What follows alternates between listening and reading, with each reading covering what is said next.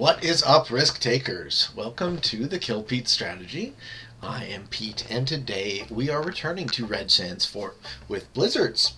I do love Red Sands Fort. I do love it with blizzards. I don't think the percentage of wins that I have on it is enough for me to confidently play it ranked. So while I was fairly successful that week that I was training for the tournament, I think I just stick with it these days, mostly in Play with Friends games. We have a mostly Grandmasters game. It's my turn. I think I take this continent, even though that one's better, because I need to get a take on my first turn. I could do that, actually. I think that might make more sense. I want to claim... Nah, see, Magenta's going to fuck me. That's the problem. Magenta starts last, and he has an obvious claim to this one as well, so I don't want to start that fight that I'm going to lose. So I'll make my position to be this one over here. And let me just move my box so I'm not blocking any of the action. Okay. So, in this game we have Ben, who is a top 500 Grandmaster. In the second position we have Bob. Bob is a viewer. Hopped on the Discord and he said, "What up? So let's play a game together." And Bob says he's a beginner, so let's wish him luck. Let's see what he does. And Bob, I know you're going to be watching, so maybe I'll give you a couple of thoughts as far as your game goes as we go along. If I were you, I probably would have put it all there. But I understand that 4 kind of is in your way, and you do want to maintain 2 positions, so it's not the worst thing to start. Newton of Iron I've played a few times, another Grandmaster. Almost winning record, 666 losses. That's a magical number. In the 4th position, we have a bot, and then the 5th position, we have Ben, and this is Ben's very impressive win rate, just under 90%. And in the 6th position, we have Adidas, who I just played a game with in Turkey, and it was him and I in the 1 and 2 spot. Both Luxacs getting cards on 3, so that's his win-loss ratio. So 4 GMs, a beginner, and a bot. And let's see how it goes. The bot does what bot does, and then Ben starts here. Okay, so Ben's going to occupy that continent, which makes a lot of sense because it has that blizzard being blocked off. This continent is defensible from this position. That blizzard blocks off that access, that blizzard blocks off that access. And the blue player took a very easy 3-point continent that has 2 blizzards in it. So that maintenance continent in the south corner is worth 4, and he only has to hold 3 territories because of the way the blizzard shook out. I look like I have a not super impressive start. And, to my surprise, Magenta did not go where I thought they were going to go. So if I'm heavily concentrated here, it behooves me to try and take a piece of this continent, and Magenta leaves. Okay, so let's see if I can knock off a 2 and a 1 right now. And then at least I don't have to worry about fighting a war on 2 fronts. Magenta has shown their willingness to leave this continent, so I will capture it next turn. Okay. Picked myself up a brand new gaming mouse today because I was in a game on Drew's stream, and I had to capture almost the entire Pangea board and kill both Zerep and all of both top 10 players in the same turn, and I got 1 territory short of doing that. And I needed to get it because I needed to get 6. I went from 0 to 6 cards, so I needed to get them both to match in turn. I was 1 card away. So this is my very fancy new mouse, and I'm going to use it to kill people, hopefully, once I get the hang of it. And I don't want my technology to be the limiting factor. Oh no, blue's starting to take over that continent too. If I'm to expect to have any limitations, I want it to be myself and nothing less. So might as well spend a couple of bucks. I got this cool mouse pad too, with a little bit of texture. I figure if I'm gaming at a world-class level, I might as well invest just a little bit of money into something that I'm already investing a ton of time into, and I think that is probably a fair argument. You guys all have to make that calculus in your life, right? What's your time worth? What's your money worth? So it's not really a big splurge either, but, you know, a couple $100. Okay, Magenta has started now to gravitate that way, and there's really precious little I can do about it. I have to play out my turn So I capture that continent, and then I'll worry about my multiple exclaves, of which there are many. So one of the key things to remember about Red Sands is continents matter. You do want to capture a continent, but you also really need to maintain your exclaves, at least one, in the late game, because you'll use it as a striking position, / you'll use it as a way to not die. So right now I'm looking good. I have a 4 that's fairly deep in the Gun Tower North. I have a 2 that's all the way deep in Gun Tower East. And I have a 4 and a 2 in Gun Tower RT. But I believe that that's where Magenta's going. And knowing what you guys know of my strategy, I'm not trying to get into fights with anybody more than I absolutely have to. And Blue has changed his mind. He's guarding his continent and he's escaping that way. And I appreciate that. I hope he stays there, because he knows I'm expanding this way. Okay, Blue gets another take. Ben is expanding in this continent. He should probably capture it sooner rather than later, so he doesn't fall behind. The bot is going to capture the ring continent, which will incentivize me to break the bot. So here's the sitch. Bots match in on 3 if they have a match. The first match is quite low. I need to break that continent because I can't have a bot on my border being strong. But if I stick my big stack there, what are the percentage chance that that bot is going to kill my big stack? So on my turn, I'm going to be getting, we have to do math. Who loves doing math, right? On my turn, I'm going to be getting 4 bonus. That means 7. That means 7 plus 8 is 15. So I run into here. If I don't lose anything, I have 16. That means I don't defend that front at all. I don't like that. So let's put 2 troops there, just so that Blue doesn't get... Well, Blue didn't get the idea to break me, so let's assume he's not going to. But here's my thinking.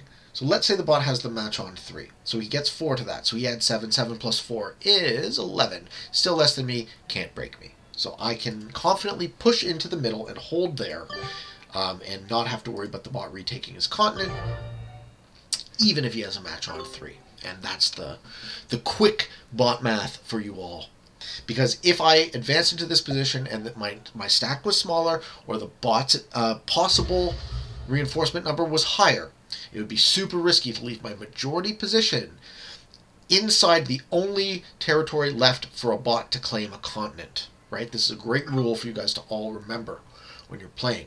Bots will prioritize finishing continents, and they will do it to attrition. They have no self-preservation instinct. They're not trying to win the game, really. That might be a bit conspiratorial to think about, but when you get down to the nuts and bolts of it, you got to figure the game designers want you to win, so they don't want the bots to be too good. Just my 2 cents on that. Bot does have a match. Splits his match.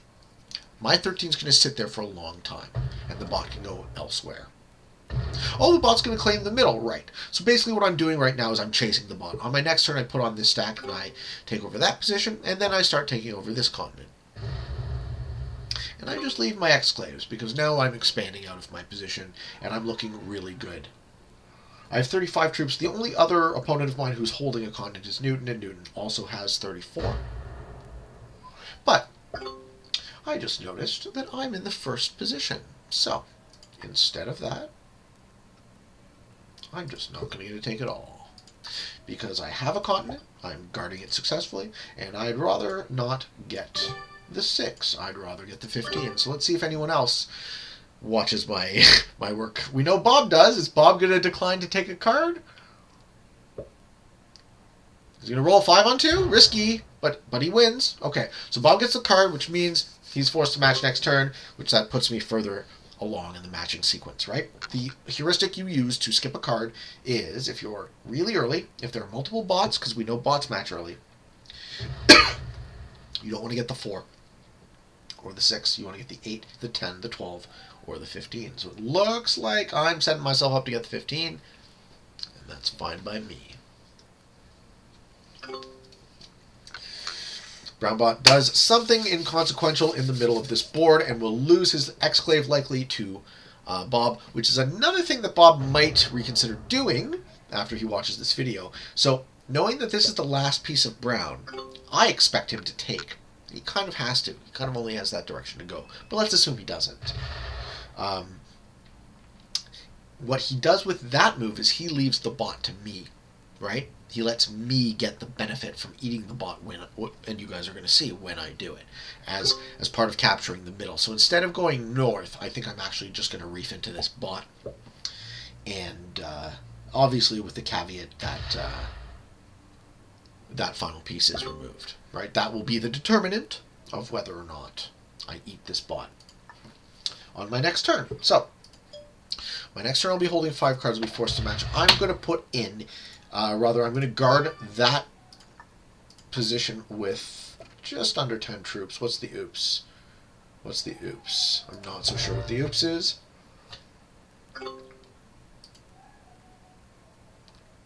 Trying to get into Bob's head. What's he thinking? Go wind myself all the way back in time and figure out what the mindset. Okay, Bob's thinking he's forced to match on 5. He's going to put in the 6. What does he do with those troops? He takes this. He leaves that 1. If he leaves that 1, I'm going to be very impressed.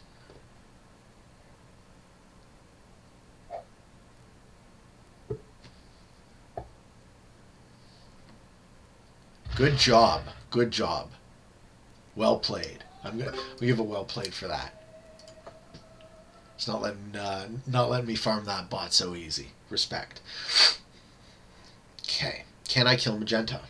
No. Magenta has an 8 stack over there. Okay. So I will just continue with my plan of expanding across this board. Oh, Newton's removing Magenta from that part of the board. And he kills Ben. No, he doesn't quite have the forces. That's a tough split. Maybe he's got it, but it's close. Ooh, was that ever close? I'm going to give that a well played too. Wow. And he only got 10 for that match-in. So, I mean, he took out someone at 5 cards. Pretty impressive to see.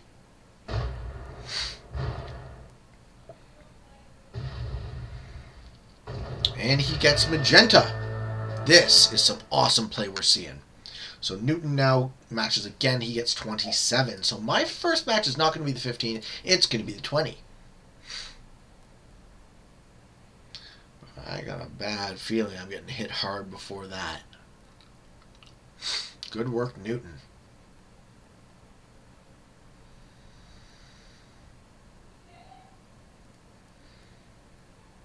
Thinking hard about what to do, and he's everywhere too. He's in this corner, and these are the 2 furthest parts away from each other, right? Because of these 2 blizzards, they make you, if you start here, you have to go all the way around to get there. Okay, so try to take Brown. No, fails. Can I take Brown? Brown will have 3 cards. I'll match again, so I'll get the 20 and the 25. This is the downside of the matching sequence happening too early, because I haven't really had to match yet. And I also put myself at the back of it. So, can I capture 1, 2, 3, 4, 5, 1, 2, 3, 6, 7, 8, 9, 10, 11, 12 with that 22? I don't think so. I think there's a bit too many splits. But if I don't go for Brown, I'm fucking dead, right? So here's what I'm going to do. I'm going to put my big army there, and I am going to try to capture Brown as much as I can here first. And it looks like I get it. So I can do this. Yeah, I get Brown. Good. Cool. And now what I have to do is I have to remove blue from as many parts of the board as I can right now. And I have a joker. That is good to know. Okay, I'll put a 10 stack there and hook around to break their continent that way. And put some troops this way. I'm going to leave his big army locked in his corner. No, I can just capture that whole fucking continent. Sick. Break. Break. And finish. Don't like how this mouse jogs the map when I click on it. Maybe I just have to be lighter with my touch. Getting used to the technology. Don't cry. You did really good. You did really, really good, man. Come on. And now I'm just going to lock you into your position a little bit. So he probably has a match on 4, but he has to punch through my big army. I don't know what Bob's going to do. Bob is an X value in this board, but I'm just playing against blue right now. Okay, Bob's going to punch me really hard, and that's fair. That's fair enough. Do I have a match on 3? I probably lose. Oh, no, I do because I have a joker. All right, that's how I win this game. I'm holding a joker. Got an ace up my sleeve. So, okay, so Bob takes the corner. This is correct. Runs around the outside. Finishes this continent probably. No, he changes. Okay, interesting. He's going to break me as much as he can break me. That sucks. I'm now facing a war on 2 fronts. I might still lose.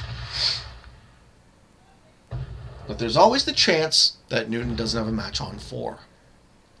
And that would be my road to victory, if possible. Good work, Bob. Punched me really hard. Good work. Well done. Okay, breaks that continent. Moves to the 6. Breaks this continent. About as good as you could do.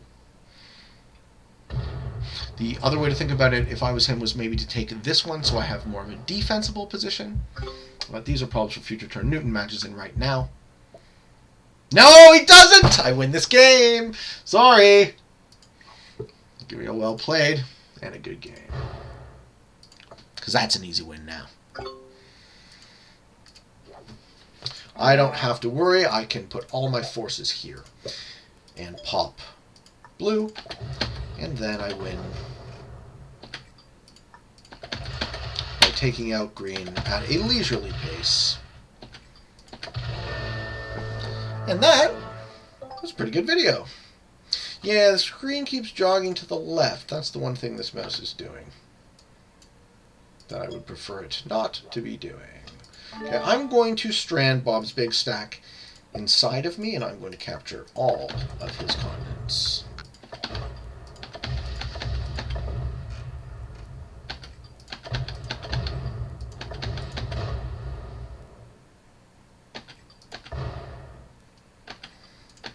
Because being able to do the splits as fast as I can is also key to the strategy of this board.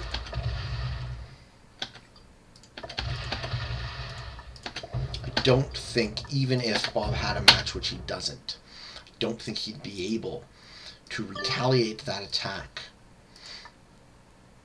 in time. Yeah, well, I wouldn't cry, man. I think you did quite well. I wouldn't cry at all. I think coming in second against a bunch of Grandmasters is pretty good. Well played and a good game. And we'll finish him off. Eat my dinner.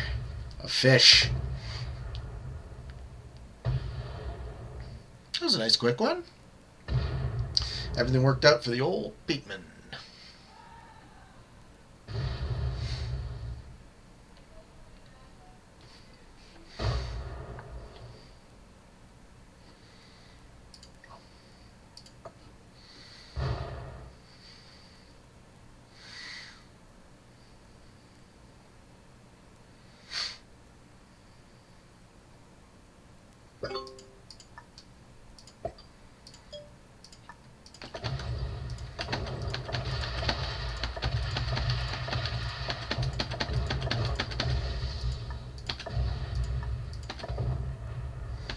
Let's throw another well played again.